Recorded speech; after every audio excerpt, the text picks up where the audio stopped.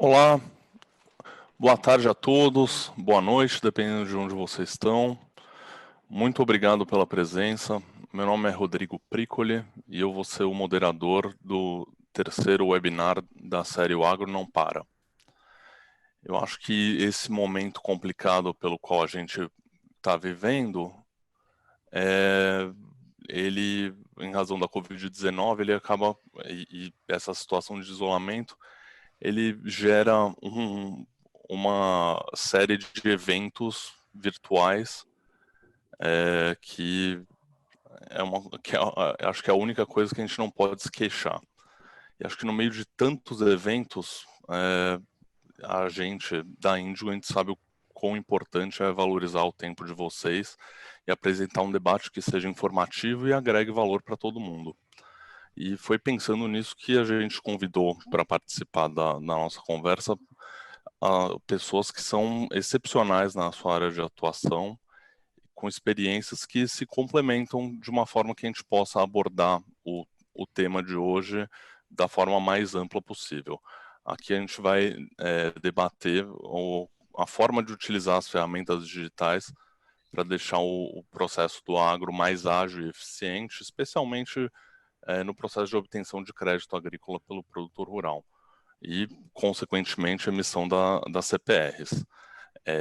O formato do webinar ele vai ser muito similar aos anteriores.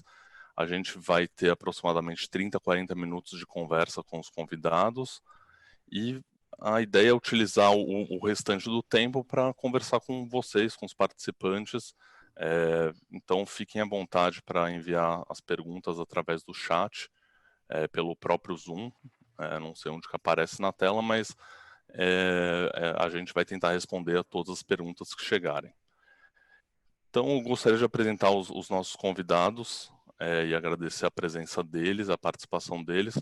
A Marcela Costa é advogada, especialista em direito digital e já foi reconhecida como uma das melhores advogadas do Brasil nessa matéria. A gente também vai contar com a presença do Pedro Roso, que não é advogado e ele é o CEO e cofundador da empresa Docket, é uma startup que faz um trabalho bem interessante na gestão e análise de documentos digitais. Eu acho que ele vai conseguir dar uma visão bastante interessante para a gente do tema, com um viés diferente do jurídico. A intenção é realmente falar do tema de uma forma que, que seja útil para todo mundo. E a gente, para isso, também conta com a presença do advogado Marcos Reis.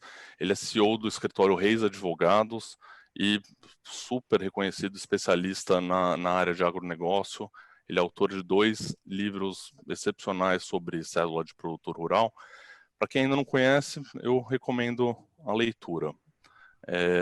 Eu acho que só da qualidade dos nossos convidados e a relevância do tema já seria suficiente para que todos fiquem até o final, mas a gente ainda tem um bônus para quem ficar, que no final da nossa sessão do painel a gente vai ter um sorteio de um prêmio especial que a gente revela só no final. Então vamos começar a conversa. Eu queria começar questionando a Marcela, especialmente sobre a validade e segurança jurídica de documentos digitais no Brasil. Eu acho que todo mundo aqui concorda que os brasileiros, eles são, via de regra, desconfiados para adotar novas tecnologias. Por outro lado, uma vez que a gente ganha confiança, a minha impressão é que o brasileiro, ele é muito na vanguarda para a adoção de tecnologia. Eu vejo o que aconteceu com o e-commerce, por exemplo, acho que todo mundo se lembra, mas no começo ele demorou para decolar, principalmente porque existia muita desconfiança para fornecer informação pessoal, número de cartão de crédito. Eu acho que uma vez que as pessoas tenham ganhado confiança, superou essa barreira, o Brasil hoje já é um dos países que mais fatura com e-commerce no mundo. E acho que durante esse período isso só aumentou. Se a gente fizer um paralelo com o agronegócio, eu acho que hoje existe uma desconfiança relacionada com a segurança e eficácia dessas tecnologias digitais que hoje a gente tem à disposição para a formalização dos negócios jurídicos. Acho que algumas nem tão novas, mas o fato é que não são adotadas em larga escala. E a gente tem essa cultura muito enraizada de guardar papel, tudo tem que ser físico, né? Então, muita dúvida acaba surgindo em relação à possibilidade de você exigir o cumprimento de um acordo sem ter um papel. Então, Marcelo, eu queria que você esclarecesse para a gente. Eu acho que sendo especialista em direito digital é porque isso deve ter alguma validade, né? Então, o que assim, os documentos digitais no Brasil, eles são seguros, eles são válidos? Qual que é a diferença dele para um documento que a gente imprime, assina, reconhece firma em cartório? Existe essa diferença? Conta um pouco para a gente da sua experiência e opinião. Bom, vamos lá. Boa noite a todos. Rodrigo, antes de mais nada, queria agradecer pelo convite a você, a Índigo. Acho que é um prazer participar de um bate-papo como esse e tentar contribuir aí de alguma forma, compartilhar algumas experiências, com o objetivo de, assim, acho que meu papel aqui hoje é tentar desmistificar um pouco o receio em relação à utilização de processos digitais, de contratos eletrônicos, enfim, que no fim do dia acabam gerando algumas preocupações, até por estarmos acostumados, como você falou, a utilizar tantos papéis, a alguns processos que já fazem parte do nosso dia a dia, né? Então, acho que o bate-papo vai ser muito enriquecedor. Então, vamos começar.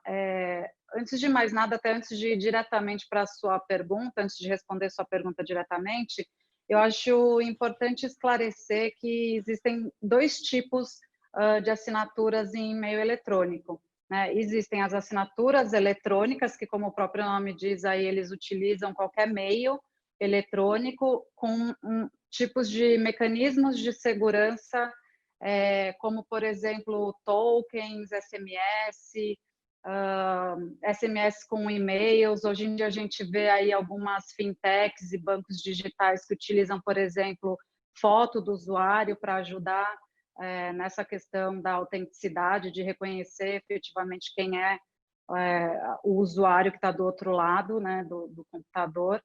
E existem as assinaturas digitais, que são assinaturas que utilizam meio eletrônico com algoritmos e aí uma junção com uma criptografia assimétrica que garante uma segurança mais robusta em relação à autenticidade e à integridade dos documentos, que são assinados por esse modelo, que, no fim do dia, resumindo, são os famosos certificados digitais, né, da ICP Brasil.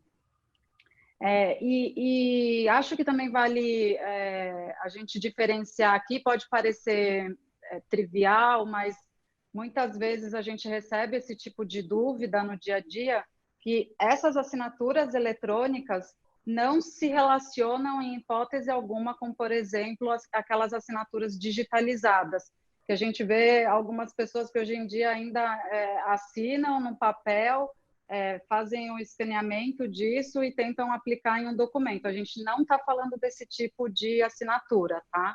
A gente está falando realmente de assinaturas em meios digitais, em plataformas, usando certificados, que eles consigam comprovar e ter um registro da autenticidade e da integridade daquele documento para ele ter uma validade jurídica. Dito isso, qual é a minha preocupação aqui em tentar trazer o esclarecimento desses tipos de assinaturas, né? Pode parecer um pouco confuso se você não está muito familiarizado, mas é importante você começar a conhecer, principalmente se você ainda está fora desse ambiente e você está passando por um processo de transformação digital, porque existem algumas plataformas que conseguem oferecer hoje em dia as assinaturas eletrônicas, são gênero, né? E não as assinaturas digitais, os certificados digitais. Então, é importante você conhecer isso até para não gerar uma frustração. Você está entrando para o meio digital você está buscando essa transformação, essa inovação, essa agilidade, e pode ser que em determinados documentos sejam exigidos aí a assinatura digital e não a eletrônica, e o usuário, a pessoa quem está ali começando a utilizar esse processo, ter algum tipo de frustração. Então, eu acho relevante trazer essa diferença, né? E aí, se a gente for falar um pouco sobre, agora, realmente, a sua pergunta sobre a validade jurídica dos contratos eletrônicos, das assinaturas eletrônicas, eu te afirmo categoricamente que sim, existe, eles são seguros, têm validade jurídica, desde que você observe aquelas premissas que eu comentei, né, de você conseguir manter e comprovar a integridade e a autenticidade do documento, que nada mais é do que a integridade é que o documento não foi alterado, que você consiga ter um registro, né, disso usando uma plataforma adequada, e a autenticidade é você conseguir comprovar a autoria de quem assinou o contrato. E a validade jurídica disso, ela decorre também do princípio da liberdade da forma no direito brasileiro, né? Que a manifestação de vontade em um contrato privado, se não existir alguma previsão expressa que diga diferentemente disso, ela pode ocorrer por qualquer meio. Então, a gente sabe que existem contratos que podem ser feitos verbalmente, inclusive, né? Pode ser feito pelo papel, que a gente está acostumado, e por meio eletrônico. A gente não para muito para pensar em como que isso é aplicado no nosso dia a dia, mas, por exemplo, um clique que você faz em um site é um contrato eletrônico, né? A importância, de novo, reforçando, é você ter o registro, você conseguir manter o registro de que aquela assinatura, de que aquele clique foi dado, e de alguma forma, seja pelo IP, seja por uma senha, de alguma forma você conseguir resguardar essa autenticidade, essa autoria de quem fez a assinatura, quem deu o clique ali naquele contrato digital. Porque, por exemplo, se a gente fala de contratos verbais, eles podem ocorrer. A dificuldade é você conseguir depois demonstrar, né? Você ter uma força probatória em relação a essa obrigação que foi firmada verbalmente. E aí é que entra a tecnologia, né? Aí que entram todas essas ferramentas que são até hoje em dia, conseguem ter uma força maior de garantir que aquele contrato foi assinado, que houve a manifestação de vontade pelas partes, de que aquela obrigação foi realmente acordada e contratada pelas partes. Eu estou falando aqui direto, viu, Rodrigo? Se você quiser me interromper, você fica à vontade, que eu deslancho a falar. Mas... Pode falar, por favor. Tá. A gente precisa começar garantindo que a gente pode usar os documentos digitais dentro do agro. Sem isso, o debate não avança. E é interessante porque essa validade jurídica, ela já vem desde 2001 com a MP, que instituiu aí o ICP no Brasil, e, enfim, só de alguns anos para cá, e agora ainda mais com a pandemia, que acho que agilizou e ampliou a necessidade tanto dos setores privados como também do setor público, em encontrar mecanismos de manter os negócios em andamento de forma segura, né? Então, mas isso já existe há muito tempo, né? O judiciário já utiliza certificado digital, por exemplo, se não me engano, há mais de 10 anos. Então, daí você comprova que realmente falta um pouco, talvez, de conhecimento e que isso gera uma insegurança para as partes, tanto dessa questão da validade, da eficácia jurídica dessas assinaturas por plataformas digitais, como também da própria tecnologia, né? Como a gente não conhece muito, acaba gerando um desconforto, uma desconfiança para você assinar um contrato, por exemplo, por meio digital. Mas, até como você disse, acho que os contratos por exemplo, se você tiver, vou dar um exemplo prático, se você assinou um contrato digitalmente, um contrato eletrônico, você pode se perguntar, eu consigo executar essa dívida, né? Eu não tenho ali o contrato físico, só o contrato eletrônico ele vai ser suficiente para eu executar, para eu questionar no judiciário? E sim, o judiciário reconhece. Se não tiver, né, nenhuma fragilidade ali no meio dessa comprovação da integridade, de que o documento não foi alterado, você consegue executar uma dívida sem problemas nenhum. É o mesmo, tem a mesma força que um contrato assinado em papel. Até trazendo um exemplo, teve um caso de um contrato de financiamento, de empréstimo, que o cara foi na boca do caixa eletrônico e ali no momento de sacar, ele clicou em sim, que ele queria contratar um financiamento, e depois ele foi questionar, e o motivo, né, a justificativa para ele questionar era de que não tinha um contrato físico em papel, que ele só tinha dado um clique ali um aceite pelo caixa eletrônico. E o judiciário disse que não havia necessidade de um documento físico para aquela finalidade, para comprovar e demonstrar a manifestação da vontade dele em ter contratado aquilo, até porque ele utilizou uma senha pessoal, né, que demonstra que só ele poderia ter tido acesso naquele momento de dar o aceite.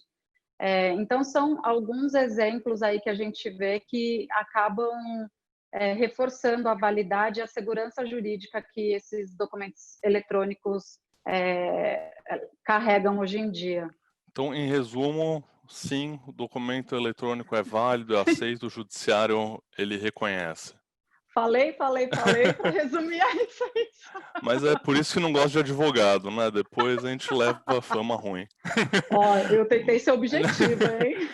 Mas não, obrigado. Eu acho interessante a explicação. Acho que, assim, quando a gente pensa em digitalização, a Indigo, ela tem, assim, ela hoje em dia nem dá para chamar muito de startup, mas ela é uma empresa que tem inovação no DNA.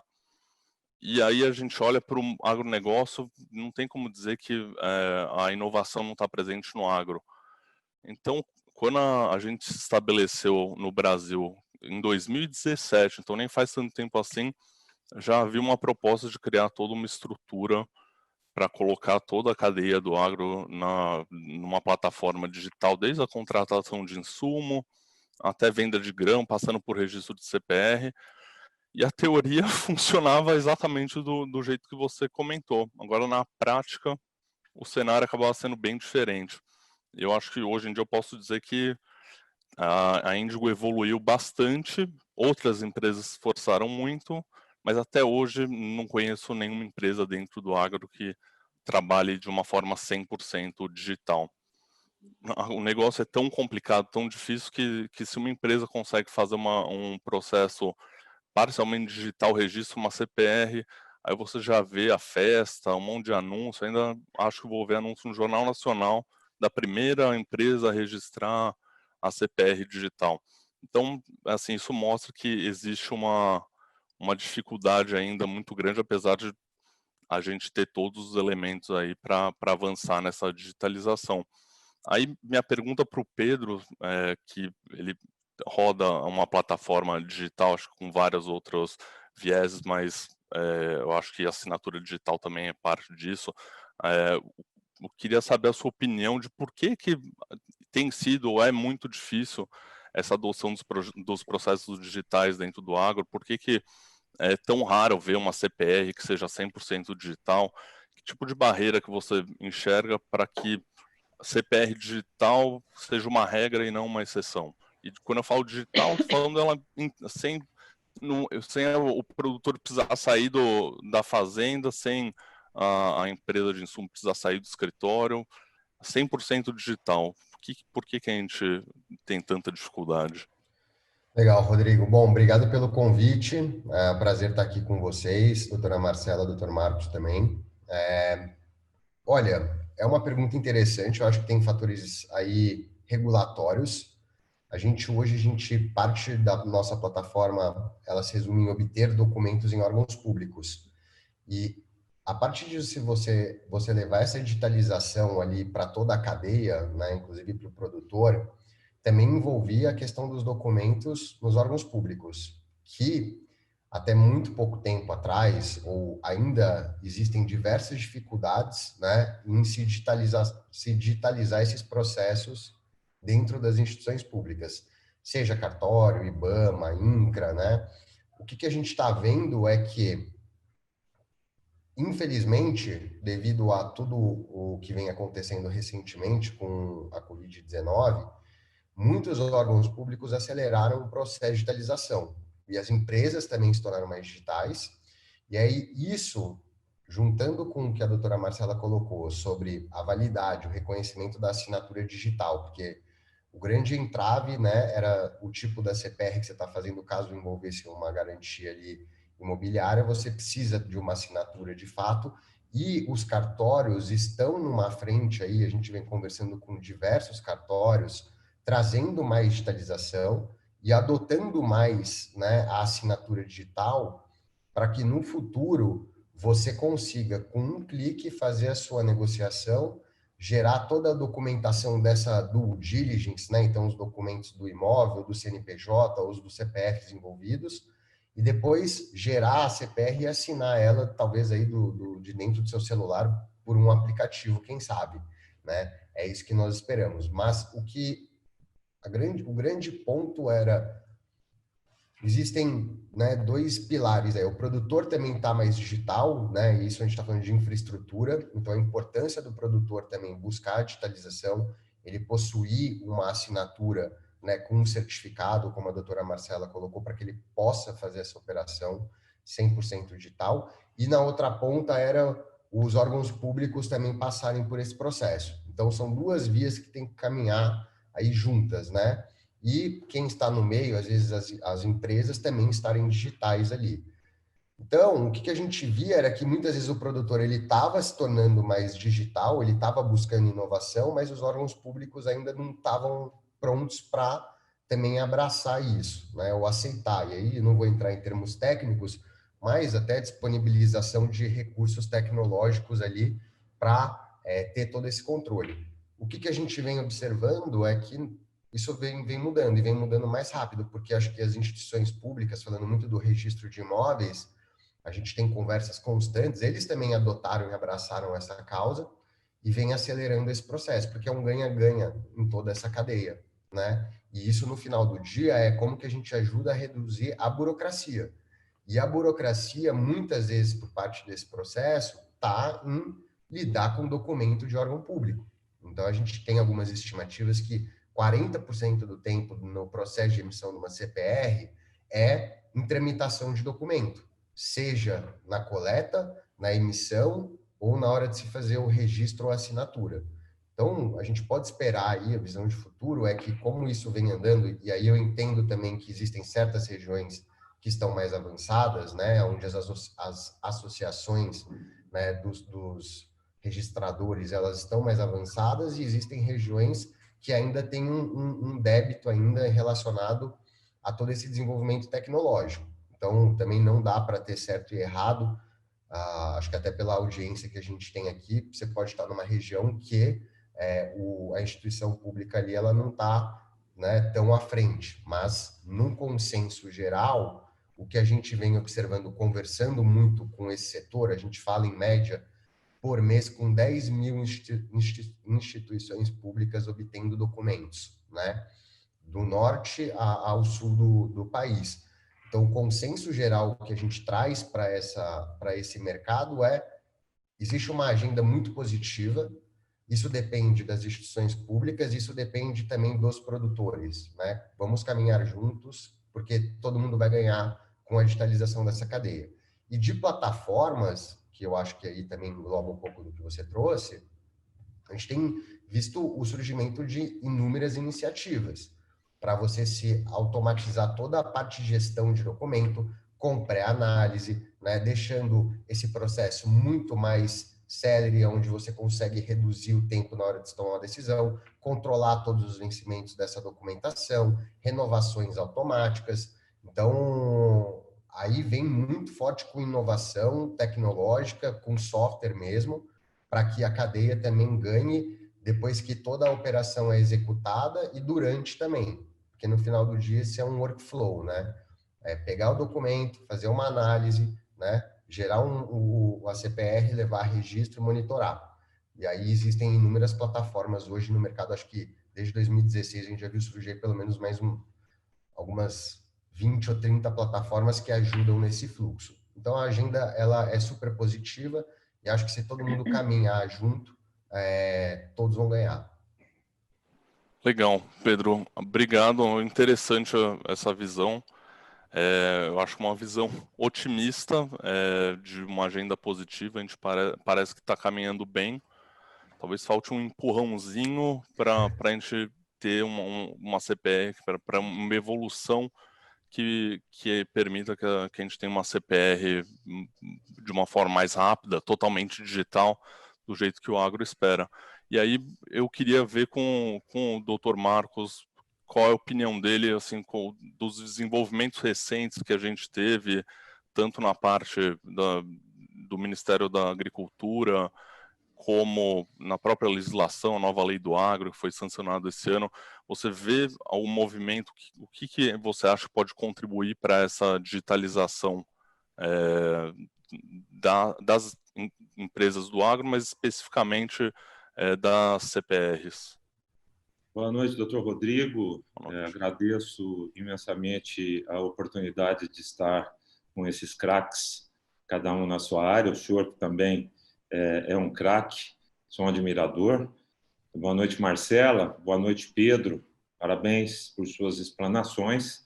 E parabéns à Índigo pela realização desse evento, que é fundamental para a informação e para alavancar de vez, para fazer decolar de vez o agro digital, o crédito digital agro. Tá? Rodrigo, você falou de chamar a televisão e tal, né? Então você pode chamar a televisão, tá, Rodrigo? Porque nós aqui, eu estou falando de Uberlândia, nós temos parceria com uma fintech chamada Nagro, e eu não sei se é a primeira, mas a Nagro fez a primeira CPR digital, 100% digital, pelo Banco do Brasil, registrada em cartório também digitalmente. Então, eu só acredito se eu ver isso no Jornal Nacional. Então chama o jornal, pode mandar o jornal para cá. Tá? Eu vou pegar mais detalhes, Rodrigo, e vou te fornecer, e para você disponibilizar para o pessoal que está nos assistindo, quem mais quiser, tiver interesse aí, tá? Mas isso já aconteceu. Bom, tendo em vista que já foi feito, eu vou tentar justificar legalmente o que está acontecendo, o que vem por aí. Tá? A Índigo é uma empresa de altíssima tecnologia. Como você disse, veio ao Brasil, acostumada com a tecnologia norte-americana e aí em outros locais do mundo, e falou, puxa vida, acho que está tudo caminhando certo. Realmente estava, mas ainda era... não diria que quando vocês chegaram era embrionário, mas estava gatinhando, às vezes uma parte que andava mais, outra parte que andava menos. Como é que está agora? O judiciário está totalmente digital. Tá? O CNJ, agora no mês de maio, faz pouco mais de um mês, lançou o provimento 100, especificando tudo, pormenorizadamente, o que é assinatura digital, o que é assinatura eletrônica, o que é cartório eletrônico, tudo isso, e meio que dando um direcionamento do e-notarial para os cartórios de nota. Tá? Os cartórios de registro de títulos e documentos estão mais avançados do que o de registro de imóveis. Mas os cartórios de registro de imóveis, principalmente depois com o advento da Lei da Liberdade Econômica, que veio para dizer o seguinte: vamos tirar as amarras das nossas empresas, vamos tirar as amarras dos nossos negócios, vamos tirar as amarras dos empresários do nosso país. Nós precisamos... O empresário brasileiro tem muita vontade de produzir e ele é muito amarrado. E o governo, finalmente, resolveu olhar para isso. E uma das partes mais importantes da Lei da Liberdade Econômica foi um incentivo à agilização através dos meios digitais e eletrônicos. Tá? Pegando uma carona, Rodrigo, eu te digo que nós avançamos muito e a ministra Tereza Cristina foi fundamental. Ela trabalhou na famosa medida provisória do agro, que hoje foi convolada na lei do agro, que veio mudando muita coisa, tá? Inclusive, sob o ponto de vista de registros digitais, registros eletrônicos. Tá? A doutora Marcela já especificou a diferença. Bom, o que a lei do agro trouxe de novidade? Novas garantias, tá? Dentre elas o patrimônio rural em afetação, que eu acho que vai sair rápido, vai pegar rápido, vai agilizar e vai baratear os custos de financiamento. Tá? Trouxe o Fundo Garantidor Solidário, trouxe também uma garantia que, no meu livro, eu já defendia, já tinha tese a respeito, que é da alienação fiduciária sobre grãos. Isso é bastante interessante para o produtor rural, que vai poder levar mais segurança em cima de colheitas futuras e automaticamente menos, não digo total, por favor, mas menos atenção dos credores naquela ânsia de querer só imóveis, imóveis, imóveis. Por quê? Porque com a alienação fiduciária de bens fungíveis, o credor passa a ter a propriedade jurídica sobre os grãos. Então, é algo bastante interessante, vem baratear. Trouxe também a indexação em dólar da CPR, eu acho bastante interessante também. Já tinha uma tese no meu livro onde eu defendia esta posição, porque o agro é em dólar, as commodities são todas em dólar, e o financiamento do agronegócio brasileiro ele depende muito de empresas estrangeiras. Ele é altamente alavancado em empresas estrangeiras. Somente agora, recentemente, que nós estamos vendo Itaú, mais recentemente, Itaú, o Bradesco, investindo fortemente no agro, que são empresas nacionais. A própria Caixa Federal, mas até pouco tempo atrás era o Banco do Brasil e a maioria de empresas estrangeiras. As empresas estrangeiras fecham balanço em dólar. E as commodities que normalmente são exportadas têm cotação em dólar. Não tem nada de anormal, de extraordinário acontecendo nisso. CPR tem que ser em dólar, sim. Tem que ser. Por que não? O próprio produtor brasileiro já está acostumado com as oscilações de preço das commodities e da moeda norte-americana. Pois bem, vamos continuar. Trouxe outras novidades com relação aos registros das CPRs. Tá? Antes, criou a CIR, a Cédula Imobiliária Rural, que, juntamente com o patrimônio de afetação, deverá substituir a cédula de crédito bancário aos poucos como título de mútuo financeiro. O que é mútuo financeiro? Empréstimo de dinheiro. Vai dinheiro, volta dinheiro. Tá? CPR, não se esqueçam, CPR é produto. Qual é o objeto da CPR? Produto. Já da CIR é dinheiro. Vai dinheiro, volta dinheiro. Tá? Outra modificação, abrindo parênteses, em razão da ampliação do financiamento do agro através da nova lei, que a ministra Tereza Cristina disse que após o Plano Safra lançado, que acabou de ser lançado, a equipe dela se debruçaria junto com o Banco Central para regulamentar a lei do agro. Isso já deve estar acontecendo, meu pessoal está acompanhando, ainda não tem nada de relevante, mas já deve estar acontecendo. Tá? A possibilidade de juros e correção monetária, além da indexação em dólar, nesse título CPR. Tá? Todas as garantias existentes no ordenamento jurídico brasileiro são agora aceitas na CPR. Bom, tem mais modificações, Rodrigo, tem mais modificações, mas tudo isso precisava de uma coisa. E eu vou justificar o que é isso. Precisava da agilidade digital. Nosso país é continental. Olha, Rodrigo, eu trabalho com agronegócio desde sempre. O que eu já vi de caminhonete saindo para pegar assinatura, andar 1.000 quilômetros, pegar uma assinatura, voltar, uma assinatura de um pedido, voltar, aí o pedido ia ser modificado, ou seria cancelado, precisava de outro, tinha que voltar mais 1.000 quilômetros.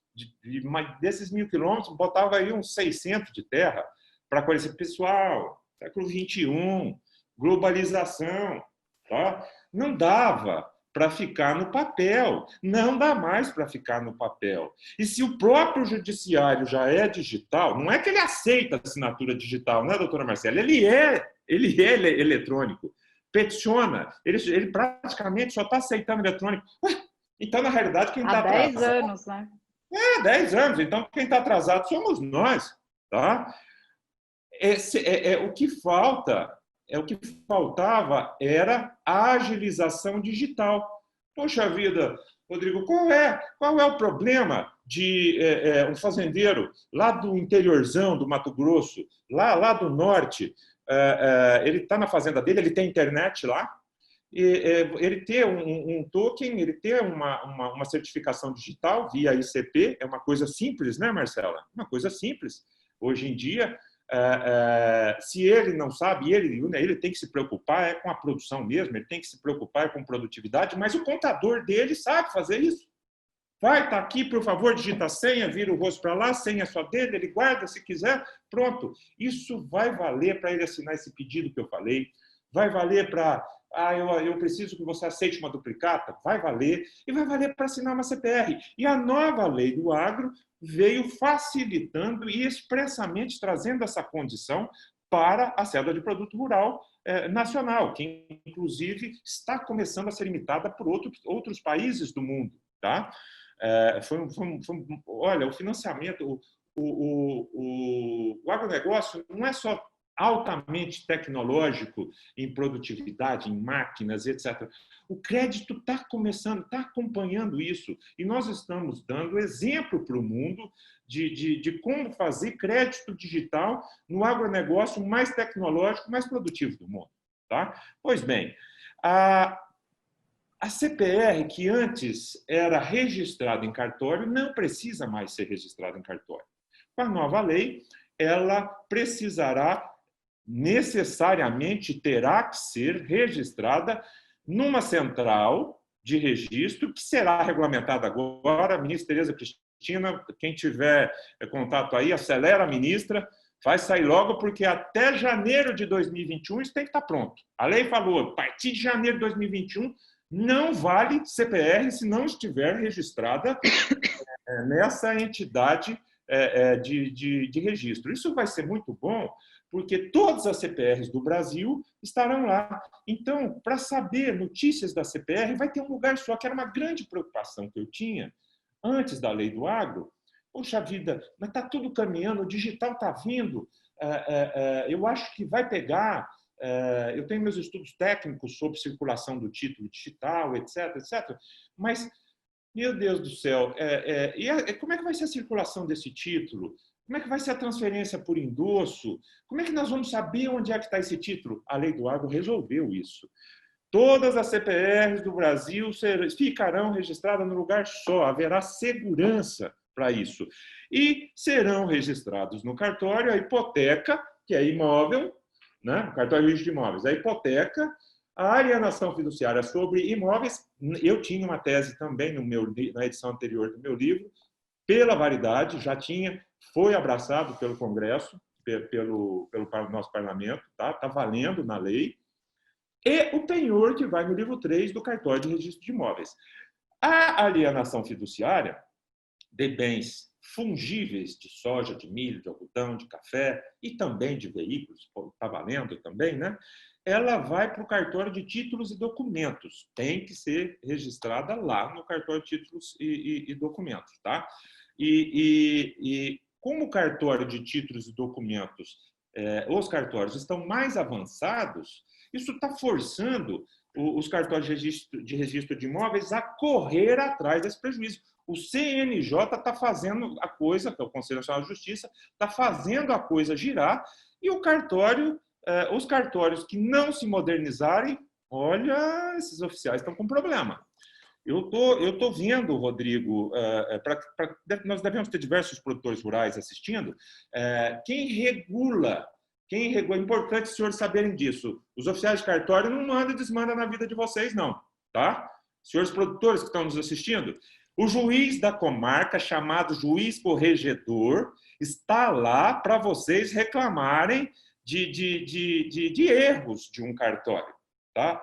Não é simples assim. Os cartórios, pelo que eu noto, em sua imensa maioria, eles tentam fazer a coisa fluir bem. Eles são participativos. Mas caso aconteça, para vocês aprenderem, onde é que eu reclamo? Para o juiz da comarca, tá? Está tudo organizado. Já existe essa organização. E os juízes já estão digitais. Daqui a pouco ele vai olhar numa chama correição, né? O cartório está sob correição, ou seja, está sob fiscalização. Ele vai pedir a cabeça do oficial que não se atualizar, Rodrigo. Infelizmente, então, fica aqui o alerta para os senhores oficiais de cartório para correrem atrás daqueles que não correram. Eu acho que não tem nenhum oficial de cartório vendo, ainda bem.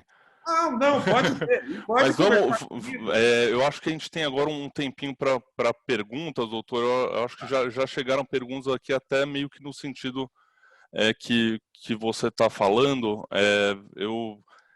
E aí acho que dá para você concluir com as ideias também.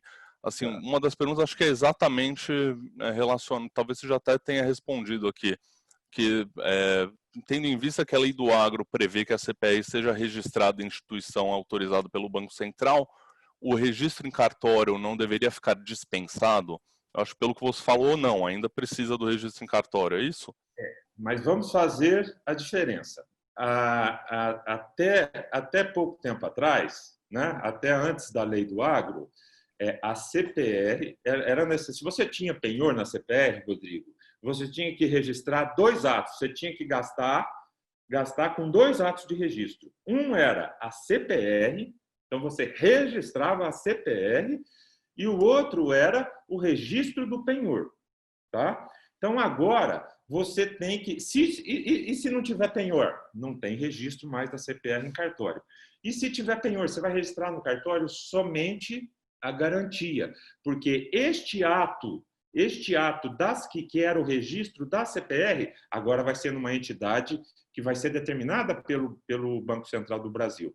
E para o caso, isso realmente eu já falei, para o caso existe uma diferença entre alienação fiduciária, hipoteca e penhor. Eu não sei se tem essa pergunta aí, se já chegou ou não, né? Mas se a gente pode falar sobre ela. Que eu disse para você, Rodrigo, que a alienação fiduciária de bens fungíveis, para ser válida, porque isso pode não invalidar a CPR. A CPR vai ser invalidada se ela, no prazo, se não me engano, de 10 dias ou 5, a lei é nova, eu não gravei isso ainda. Se ela não tiver registrada, ela cai nessa entidade. A partir de janeiro de 21, ela vai deixar de existir, ela não terá validade. Agora, se você não registrar, se você registrou lá e não registrou a garantia, você poderá ter problema só com a garantia, mas a CPR está valendo. Entendi. Tá? Legal. Tem agora uma pergunta que eu acho que talvez o Pedro possa ajudar a gente, porque acho que o Dr. Marcos que instigou, mas eu acho que a resposta talvez para o Pedro seja melhor. A pergunta é se posso ter um certificado digital para o meu contador e outro para que eu assine os contratos. Isso é possível, Pedro? Você pode fazer 2 instituições diferentes, eu acredito. Aí a doutora Marcela e o doutor Marcos depois podem me corrigir, porque eu sei que dá para você fazer por instituições diferentes, empresas diferentes, e você deixa um com uma senha com um propósito ali específico com o seu contador e o outro você usa para aqueles contratos que você não quer que o seu contador assine. Eu veria dessa forma, né? Agora, eu não sei se legalmente pelo ICPBR você pode ter 2 certificados com senhas diferentes. Talvez não, porque isso é um sistema comum. Você vai tirar o certificado digital pela CertSign e um pelo Serasa, por exemplo. Eu não sei se eles se cruzam nesse banco de dados. Acho que até para complementar, se puder ajudar, eu acho que, acho não, teoricamente você não deveria fazer isso porque o ato que você assina ali por meio de um certificado digital, ele é como se fosse uma senha pessoal e intransferível. Você não deveria outorgar essa senha. Eu sei que é prática, que muita gente faz isso, mas se por um acaso alguém que estiver com o seu certificado, com a sua senha, ela assinar algo, assumir alguma obrigação que você não tinha conhecimento, que você não concorda, você não tem como questionar, porque você outorgou, teoricamente, você está outorgando poderes para que outra pessoa se passe por você, assine por você, né? Então, precisaria até, acho que, de uma procuração, no caso, né, doutor? Se fosse o caso. Exatamente. Existe o certificado na pessoa física e existe o certificado pessoa jurídica, né? Então, só para a gente não misturar as duas coisas. Eu estou entendendo que pela pergunta dela, ela está dizendo do mesmo certificado. Vamos supor, eu sou ali administradora da minha empresa e tenho um certificado pessoa física, e aí tiro por 2 certificadoras e deixo uma com o contador e utilizo outra para outros tipos de contratos. Não é recomendável. Entendi. Tá, perfeito. Tem mais pergunta aqui. A gente ainda tem uns 11 minutos. Acho que dá para responder mais algumas. Eu acho que também já foi um pouco abordado aqui. A pergunta é como a pandemia ajudou a acelerar a digitalização de processos e os documentos e assinaturas eletrônicas. Não sei se o Pedro, Marcela, acho que é mais a praia de vocês. O que vocês ajudou? Atrapalhar não atrapalhou. A gente é prova disso, né? Esse evento é uma prova disso. Falando do nosso lado, vendo as empresas, isso foi uma corrida contra o tempo. Porque imagina que parte do time comercial dessas empresas que estavam negociando ali no campo tiveram que ir para um home office ou para uma determinação, né, das grandes empresas, e você teve que se digitalizar. A gente viu e vem observando as empresas numa corrida contra o tempo para levar toda a infraestrutura para o trabalho remoto, e o quanto mais digital, melhor. Desde o acesso à rede interna até a contratação de empresas como a gente ou outras plataformas que transformasse ali toda uma esteira que não se tinha o hábito de se fazer de forma digital, e a partir disso tudo agora isso tem sido feito de forma digital. Então, para nós, assim, é impressionante a mudança. Agora tem uma outra pergunta. Desculpa, pode complementar. Não, só para complementar, acho que é bem nessa linha, até como você falou no começo, na abertura, Rodrigo, a gente viu aí o aumento óbvio, né, no número, por exemplo, de e-commerce, mas a gente vê alguns outros setores como educação, como procura por serviços de bem-estar e saúde por meio digital, e acho que é um movimento que, no fim do dia, ele veio para ficar, e a gente vê com essas últimas regulamentações, como o Dr. Marcos comentou, do provimento 100, né, dos tabelionatos de notas, a gente vê, por exemplo, também como a MP 983, que saiu agora em junho, que ainda precisa ser, ainda está em discussão, ainda precisa ser convertido em lei, mas que prevê aí a possibilidade de assinatura eletrônica com os órgãos públicos, né? Porque a gente está falando de assinaturas eletrônicas de uma forma genérica. A MP 983, ela fala sobre assinaturas eletrônicas com órgãos públicos. Então, por exemplo, para você poder assinar um contrato digitalmente e submeter para uma junta comercial, que até então você não tinha essa possibilidade, você tinha que imprimir uma ata, por exemplo, uma alteração de contrato social, você tem que imprimir, reconhecer firma, etc., né? Essa MP, ela traz uma possibilidade, ela cria alguns tipos de assinaturas eletrônicas para que tenha validade, criando até algumas faixas aí de segurança, mantendo o certificado digital, para que seja possível assinar com órgãos públicos. Então, acho que é bem nessa linha do que o Pedro também comentou. Acho que veio para fortalecer, né? A pandemia acabou trazendo essa transformação digital em várias frentes. Tá. A outra pergunta aqui, não sei se Pedro ou Marcos conseguem ajudar, mas pergunta se a CPR digital ela vai ter um custo menor, ou se ela tem um custo menor do que a física. Acho que, se me permitir, eu também até compartilho. A gente está integrando com uma dessas certificadoras, e eu sei que tem o custo de você certificar em uma dessas certificadoras que vão ser reguladas pelo Banco Central, inclusive pela CVM, se eu não me engano. Posso estar enganado. Então o custo vai ser maior. Mas eu queria até confirmar com o Dr. Marcos, eu não tenho certeza disso, porque até onde a gente sabe nesse processo de integração, parece que para fazer o registro nessa certificadora você tem que pagar também. Mas eu até acredito, Pedro, vamos debater sobre isso, mas eu acredito que o custo que a pergunta, estou vendo a pergunta aqui, o custo com registro, se ele vai ser menor no registro, o registro das garantias será o mesmo. O registro das garantias será o mesmo. E já existe custo com o registro da CPR em cartório, como eu acabei de explicar. Esse vai deixar de existir. Então, provavelmente, deve ter uma taxa, uma tarifa, que eu não acredito que seja cara, sinceramente, eu não acredito que seja cara, nessa nova registradora, que vai substituir. Então, vai ficar a mesma coisa. Na minha opinião, não vai haver. Nos cartórios não vai mudar, mesmo sendo digital, as garantias, o custo é o mesmo, e eu acho que nós vamos trocar. Tira do cartório, põe na registradora e o custo vai ser parecido, viu, Rodrigo? Tá. Então... Mas, doutor, até uma dúvida. Isso quando não envolve garantias imobiliárias. Quando envolve, você vai ter que fazer o registro tanto no cartório de imóveis quanto na certificadora. Então, teoricamente, talvez você tenha um aumentozinho aí, é isso? Não, veja bem.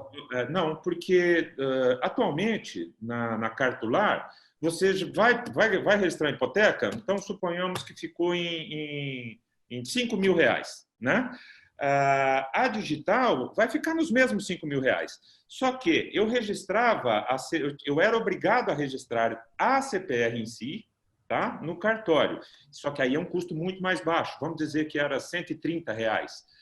Este custo não bom, eu nem conseguirei mais registrar a CPR, o título, não as garantias do título. O título no cartório de registro de imóveis. Só que eu vou registrá-lo na central de custódia de registro que o Banco Central e a ministra Tereza Cristina vão arrumar isso aí para a gente agora.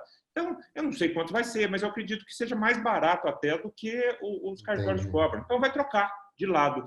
E mesmo sendo digital, as garantias, quem manda no valor de registro de garantias são os tribunais de cada estado. Então, a tabela. O que eu acho que é importante ressaltar é que quanto mais dessas certificadoras a gente tiver no mercado, claro, melhor vai ser e mais barato vai ser para o consumidor, porque é uma questão de concorrência, né? Sim. Agora, se a gente tiver uma certificadora só ditando o preço desse registro, a gente tem um mercado monopolizado e ela vai conduzir o preço que ela quiser, né? A B3 eu sei que já é. Eu vi que o Serasa estava correndo atrás, então haverão outras. E eu acredito, Rodrigo, ou Pedro, que as associações dos cartórios deverão se movimentar para também se credenciarem junto ao Banco Central. Por que não? Você imagina a facilidade, você já registra a garantia e já registra a CPR através dali mesmo. A diferença é que ele vai ser só para o registro da CPR, ele vai ser um canal. Dali ele vai jogar dentro dessa central única do Banco Central e aí, a partir de lá vai emitir certidões, como é que está essa CPR, se está vencida, se não está, o status dela, endosso, vai ser tudo ali pela via eletrônica. Ou seja, o mundo digital chegou para o financiamento do agro. E ele chegou de maneira simples. Não se assustem, pessoal, produtores que estão nos assistindo. Não precisa se assustar. Vai ficar mais fácil e mais seguro. Viu? Vamos lá, Rodrigo. Muito bom. Agora o tempo já está quase acabando. Infelizmente, a gente não vai conseguir responder todas as perguntas, mas... Eu tenho algo importante para falar aqui ainda, viu? É pequenininho, viu? Mas depois eu só queria... Tá bom. Eu queria resumir só para quem está assistindo, quem não pegou no começo, mas aqui basicamente o que a gente conseguiu, acho que a conclusão aqui é que a gente tem já todo um ordenamento jurídico preparado para que as empresas sejam digitais.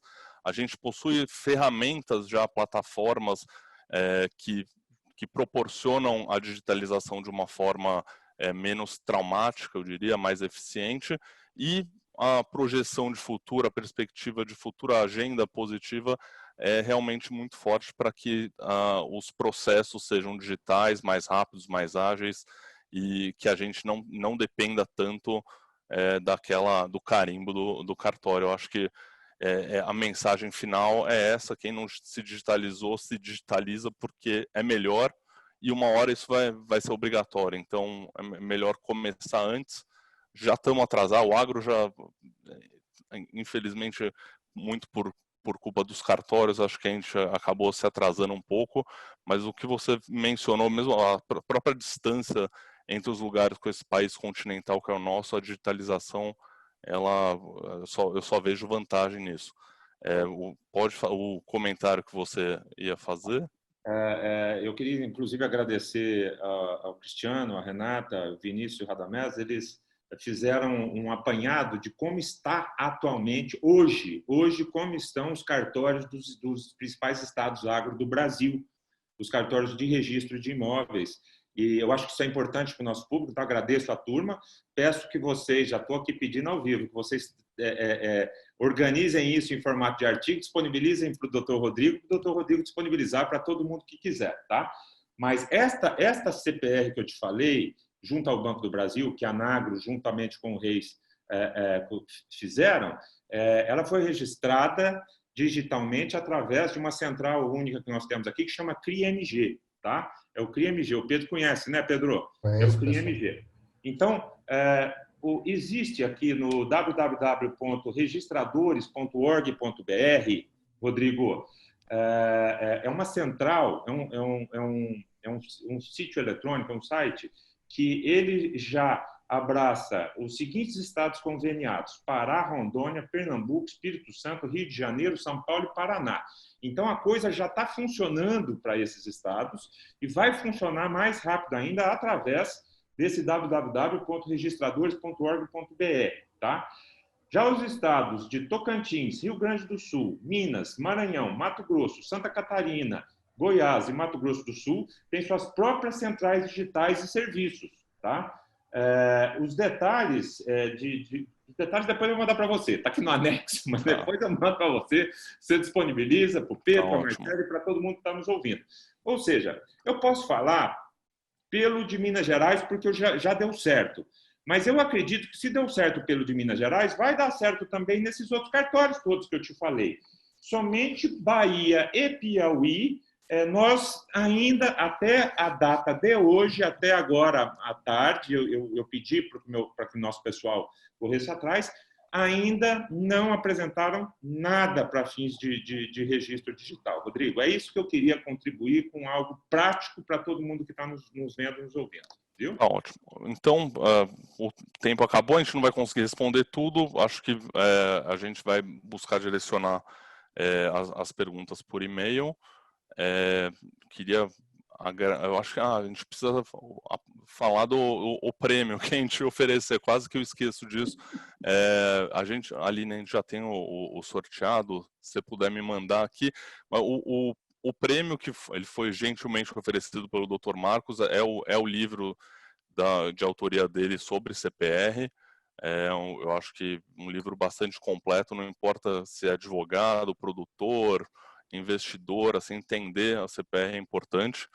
Então, depois só a pessoa precisa mandar o e-mail completo aqui no chat para a gente poder entrar em contato. Ó, o ganhador foi Emerson Pagnocelli, não, Emerson, se você puder mandar pelo chat o seu e-mail, a gente entra em contato. Queria agradecer de novo muito a participação dos nossos convidados, agradecer ao time da Índigo, a Aline, pela organização. Acho que o evento só acontece com essa ajuda, e a todos que nos assistiram até agora, muito obrigado. Eu agradeço, obrigado. Obrigado. Até mais, um abraço. Rodrigo, pela Obrigada. oportunidade. Obrigado à Índigo por essa oportunidade, a todo o país. Viu? Obrigado, viu, gente? Até mais. Obrigado, pessoal. Obrigada. Tchau, tchau.